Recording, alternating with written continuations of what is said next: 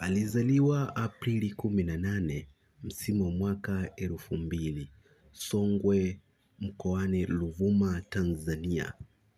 Ana urefu wa mita 1.77 huku nafasi yake uwanjani akicheza kama forward. Wako maforward wengi kuwahi kutokea nchini Tanzania, lakini nilijaribu kutafuta kumfananisha na huyu mwamba nikakosa kabisa. Mwamba huyu alishawahi kucheza katika vilabu mbalimbali kama vile Young Africans, Vaskia Plateau na vilabu vingine. Msimu wa mwaka 2016-2017 alibahatika kujiunga na klabu ya Etoile, na katika klabu hiyo alidumu ndani ya msimu mmoja tu, na baada ya kuonesha kiwango bora cha kuvutia katika klabu hiyo, Young Africans waliamua kuinasa saini yake.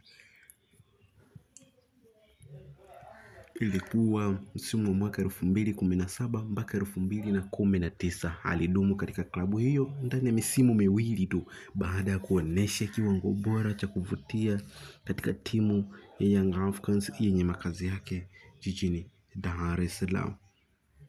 Lakini msimu mwaka 2019-2022 mwamba huyu baada ya kufanya vizuri katika klabu ya Young Africans, vilabu mbalimbali vilitaka kuinasa saini yake na hatimaye akaamua kujiunga na klabu ya Vaskia Plateau, na katika klabu hiyo amedumu ndani ya misimu miwili tu.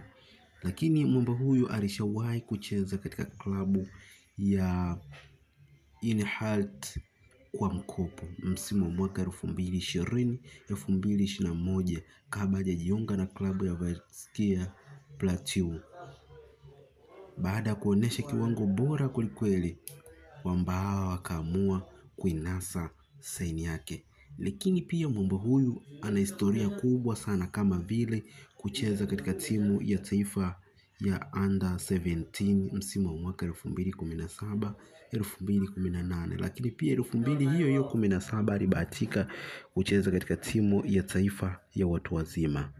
Kila lenye mwanzo halikosi kuwa na mwisho. Langu jina ni Razak Mkuruma. Hii ni Simulizi Dhahiri TV.